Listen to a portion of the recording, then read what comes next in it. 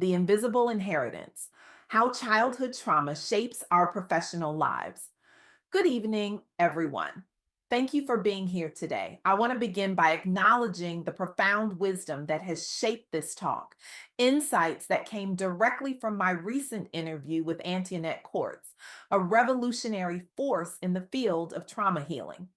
Antionette isn't just a practitioner, she's a visionary who has fundamentally transformed how we understand the intersection of childhood experiences and professional success, particularly for Black women navigating hostile workplace environments. Her work has literally saved careers, relationships, and lives by illuminating the hidden connections between our earliest wounds and our adult achievements. What makes Antionette truly exceptional is her refusal to accept the status quo. Her insistence that healing isn't a luxury but a birthright that belongs to everyone, regardless of background or circumstance.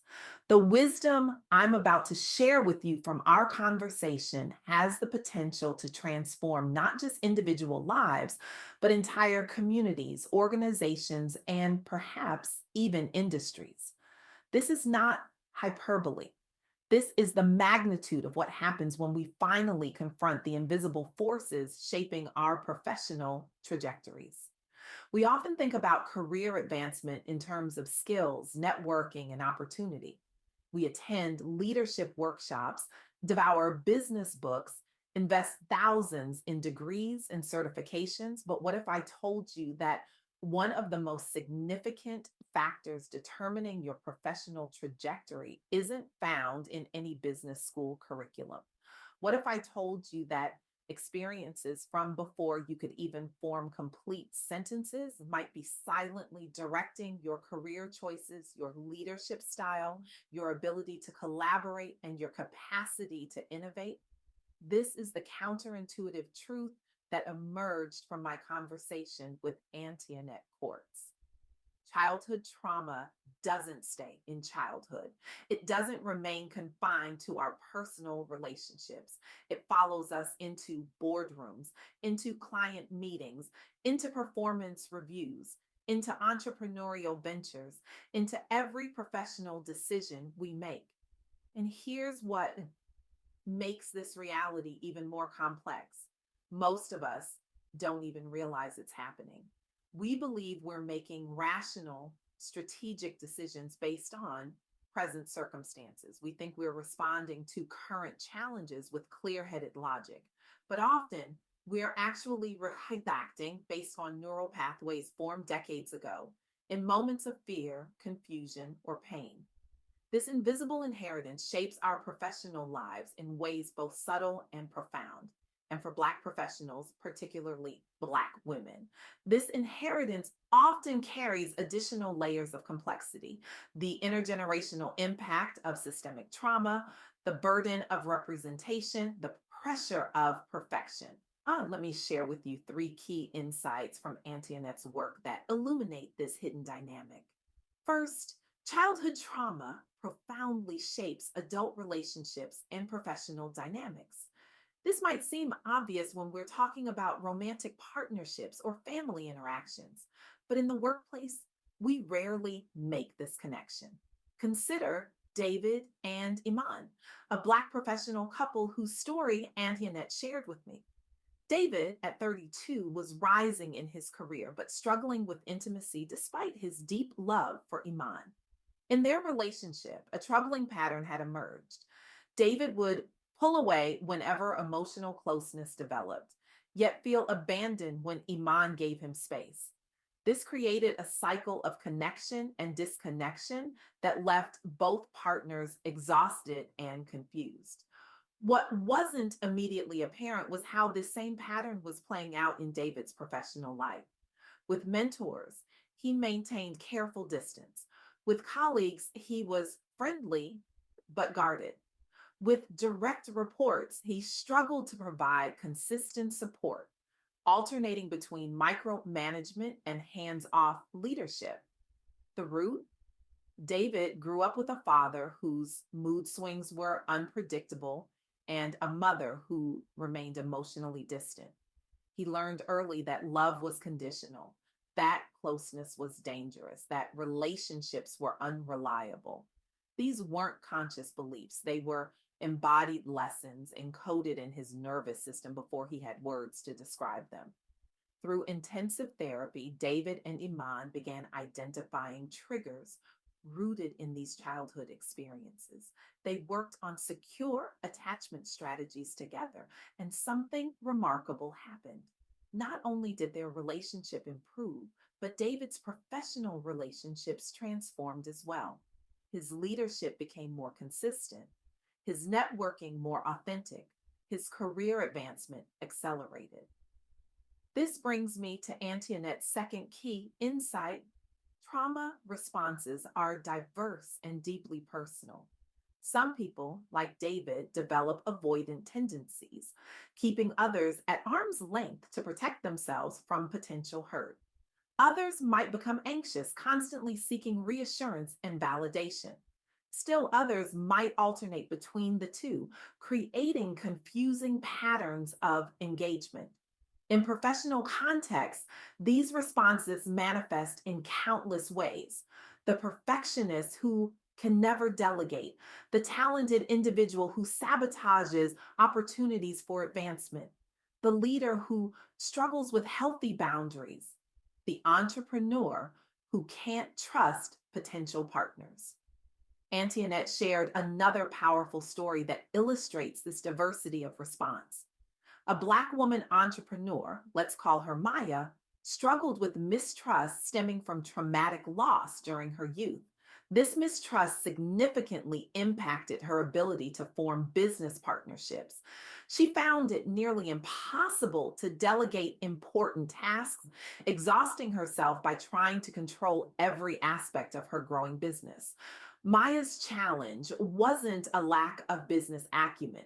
It was a trauma response playing out in her professional life. Having lost a parent early to violence, she had developed hypervigilance as a survival mechanism.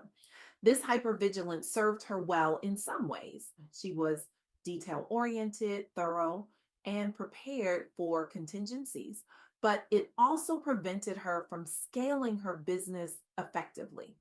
Through culturally competent therapy focused on building healthy independence while learning collaboration skills, Maya began to transform.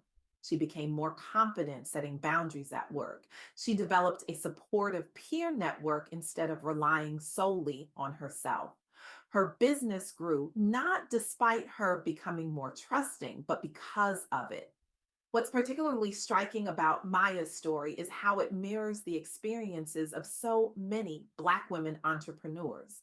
The intersection of gender, race, and trauma creates unique challenges that require nuanced understanding and targeted support. This leads to Antionette's third and perhaps most important insight.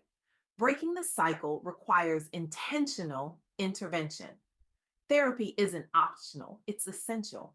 This is a radical proposition in communities where seeking mental health support has historically been stigmatized, where resilience has been defined as pushing through rather than processing pain. A Chicago based nonprofit founded by survivors of community violence demonstrates the power of this approach. This organization provides group therapy workshops specifically tailored for Black professionals dealing with unresolved childhood trauma. Initially, many participants resisted seeking help due to stigma around mental health care within their communities and workplaces. The founders, themselves survivors of parental loss during civil unrest, recognized that unaddressed grief was hindering career advancement among their peers. They partnered with local businesses to normalize conversations about mental health through storytelling events featuring leaders' own journeys. The results were transformative. Attendance at workshops doubled within 1 year. Participants reported improved job performance, healthier workplace relationships, and greater career satisfaction. The organization secured city grants after demonstrating measurable improvements in members' job retention rates post intervention. Perhaps most significantly, they helped shift cultural attitudes regarding mental wellness among Chicago's West Side professional community, leading some corporate partners to now require annual trauma awareness training for managers. This is the kind of systemic change Antionette Courts advocates for. Change that recognizes the profound connection between childhood experiences and adult professional outcomes. Now, you might be thinking, this is interesting, but what does it have to do with me? I'm doing fine professionally. I've overcome my past. I want to challenge that assumption. Success, despite trauma, is not the same as healing from trauma. Many high achieving professionals have developed remarkable compensatory strategies: perfectionism, hypervigilance, people pleasing, workaholism that may deliver external results while exacting a tremendous internal cost. What would it look like if you gave yourself permission today, not tomorrow, to seek help unpacking your earliest hurts? How might understanding those roots change the way you lead at work or love at home? As Maya Angelou wisely said, there is no greater agony than bearing an untold story inside you. For too many professionals, particularly Black women, these untold stories of childhood pain become silent saboteurs of adult potential. The work Antionette Courts is doing reminds us that healing isn't just a personal luxury, it's a professional necessity, it's a community imperative. It's how we break cycles that have limited excellence and innovation for generations. When we heal ourselves, we change how we show up in meetings, how we mentor others, how we negotiate, how we innovate, how we lead. When we heal ourselves, we create space for others to do the same. We model vulnerability as strength. We demonstrate that addressing trauma isn't weakness, it's wisdom. When we heal ourselves, we don't just transform our own careers, we transform workplaces, communities, industries. We create environments where the next generation doesn't have to choose between professional success and emotional well being. I want to leave you with this challenge. Your past is present in your professional life, whether you acknowledge it or not. The question is not if childhood experiences are influencing your career, but how. And more importantly, what you're going to do about it. Today, I'm asking you to make a commitment not just to your professional development, but to your healing, to recognize that the most significant barrier to your next level of success might not be external at all. It might be the unresolved wounds you've carried since childhood. This isn't about blame, it's about freedom. Freedom from patterns that no longer serve you. Freedom to lead with authenticity rather than armor. Freedom to collaborate without fear. Freedom to innovate without the crushing weight of perfectionism. What if the most revolutionary act of leadership isn't working harder or knowing more, but healing deeper? What if your greatest contribution to your organization, your industry, your community isn't what you do, but who you become when you address the invisible inheritance of childhood trauma? This is your invitation to a different kind of professional development, one that doesn't just build skills, but transforms lives. One that doesn't just improve performance reviews, but rewrites generational patterns. One that doesn't just advance careers, but heals communities. The future of leadership belongs to those brave enough to heal their past. Will you be one of them? Thank you.